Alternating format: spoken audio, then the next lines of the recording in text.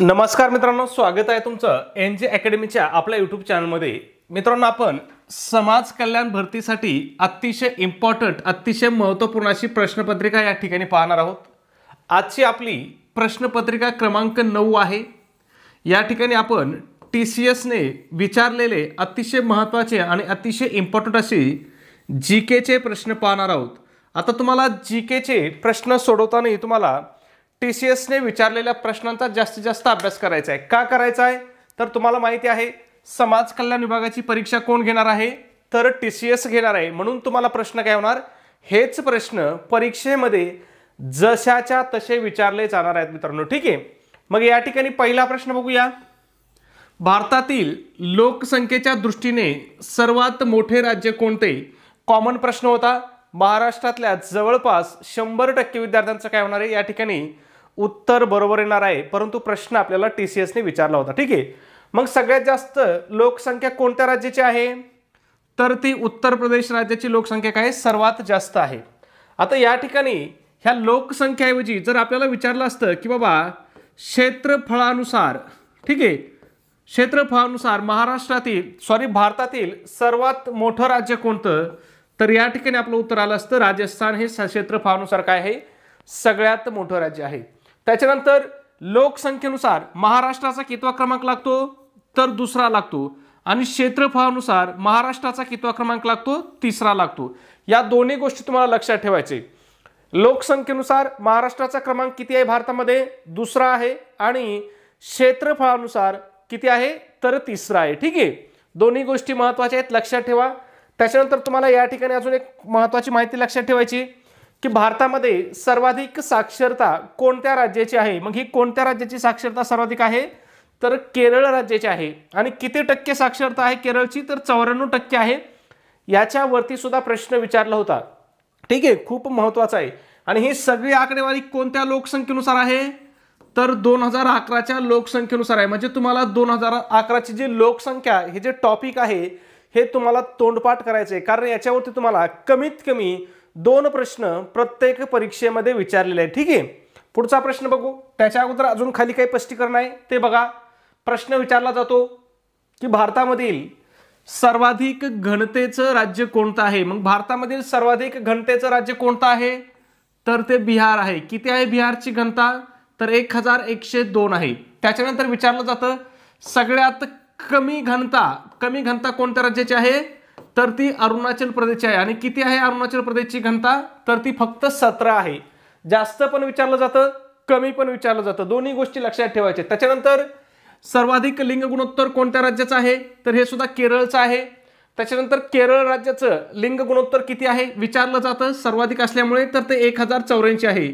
सगळ्यात कमी लिंग गुणोत्तर कोणाचं आहे तर ते हरियाणाचं आहे, लक्षात ठेवा। त्याच्यावरती सुद्धा प्रश्न या ठिकाणी विचारला जातो। ठीक आहे, त्याच्यानंतर सर्वात मोठा धर्म हा प्रश्न सुद्धा TCS ने विचारला होता की भारतामध्ये खालीलपैकी कोणत्या धर्माची लोकसंख्या सर्वात जास्त आहे। मग कोणत्या धर्माची आहे हिंदू धर्माची। किती टक्के आहे तर 80% आहे। ठीक आहे, पुढचा प्रश्न बघूया। प्रश्न क्रमांक 2 काय विचारलंय बघा या ठिकाणी।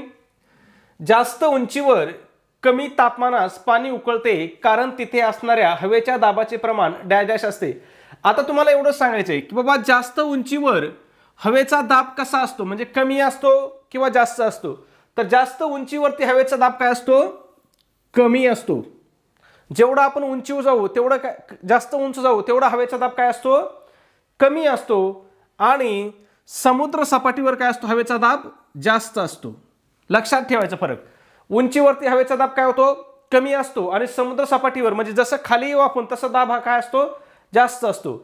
म्हणून समुद्र सपाटीवरती पाणी लवकर तापत नाही आणि उंचीवरती काय होतं पाणी लवकर तापतं, फरक लक्षात ठेवायचा। ठीक आहे, मग याला कारणीभूत कोण आहे तर हवेचा दाब कारणीभूत आहे। ठीक आहे, त्याच्यानंतर अजून एक महत्त्वाचं लक्षात घ्यायचं, आपण जसं जसं उंच जाऊ तसं तसं काय असते हवा थंड असते। मग तुम्ही पाहिलं असतील थंड हवेचे ठिकाणं सगळे कुठं असतात डोंगरावरती असतात किंवा पर्वतावरती असतात। मग हे कॉमन सेन्स लक्षात ठेवायचा की जसे जसे उंच जाऊ तसे तशी हवा काय असते थंड असते। जसं जसं उंच जाऊ तसं हवेचा दाब काय होतो कमी होत जातो, या गोष्टी पण लक्षात ठेवायच्या।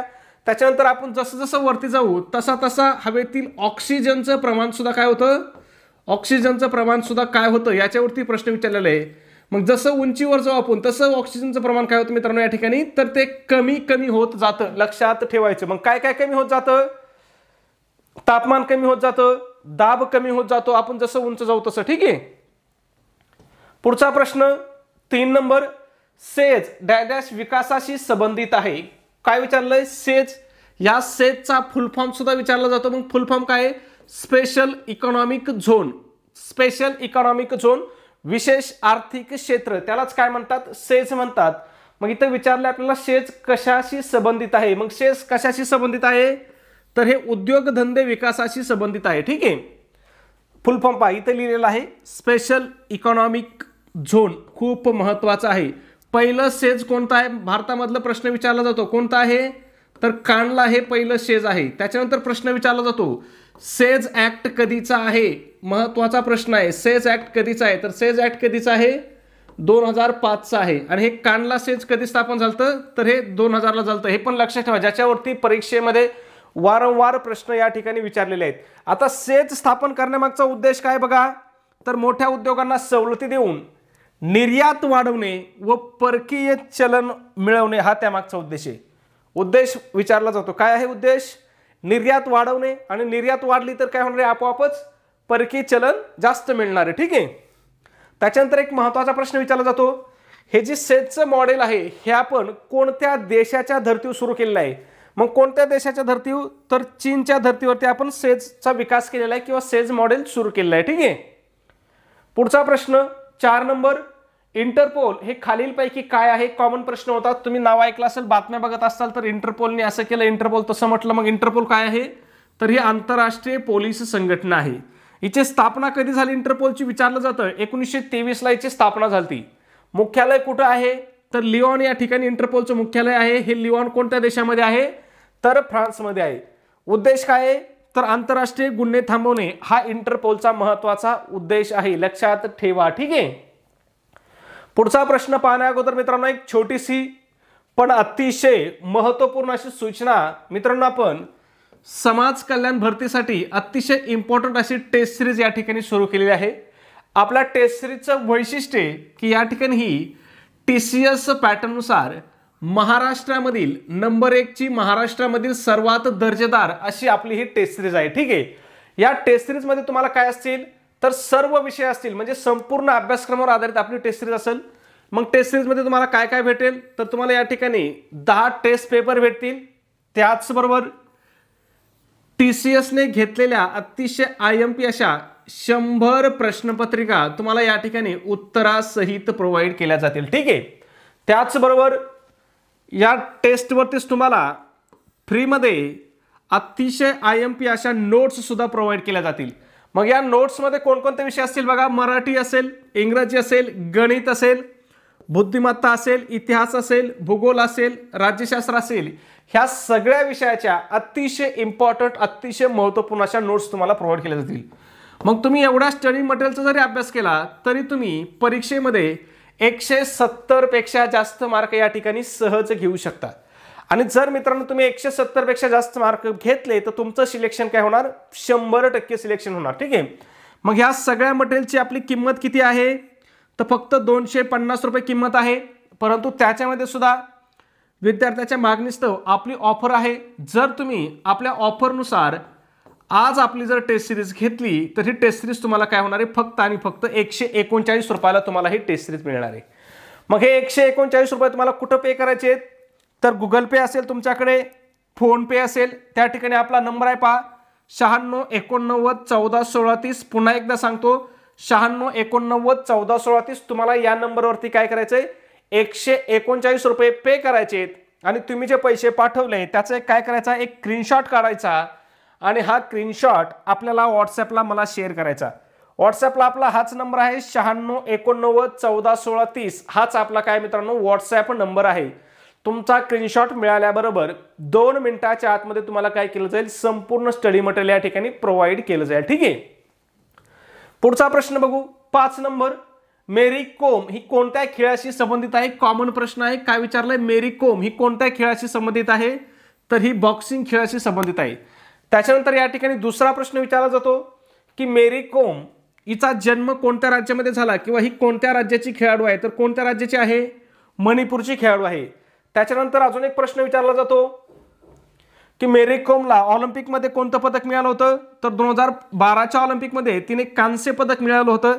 त्याच्यानंतर आशियाई स्पर्धेमध्ये सुवर्ण पदक मिळवलेलं आहे. आणि मेरी कोमला कोणकोणते पुरस्कार मिळाले, तर बघा खेलरत्न, पद्मश्री आणि पद्मभूषण हे सर्व पुरस्कार काय झालेले आहेत, मेरी कोमला मिळालेले आहेत. ठीक आहे. पुढचा महत्त्वाचा प्रश्न 6 नंबर. प्रश्न पाहण्या अगोदर मित्रांनो, जर तुम्ही अजून आपल्या व्हिडिओला लाईक केलं नसेल तर लगेच एक लाईक करा, सबस्क्राईब केलं नसेल तर सबस्क्राईब करा आणि व्हिडिओ आवडला असेल तर प्लीज कमेंटमध्ये सुद्धा नक्की सांगत चला. मित्रांनो, या ठिकाणी आपली लाईट गेलेली आहे, त्याच्यामुळे तुम्ही अजिबात घाबरायचं नाही. आपले जे पुढचे प्रश्न आहेत हे आपण काय करूया, उद्याच्या व्हिडिओमध्ये कंटिन्यू करूया. ओके, धन्यवाद मित्रांनो.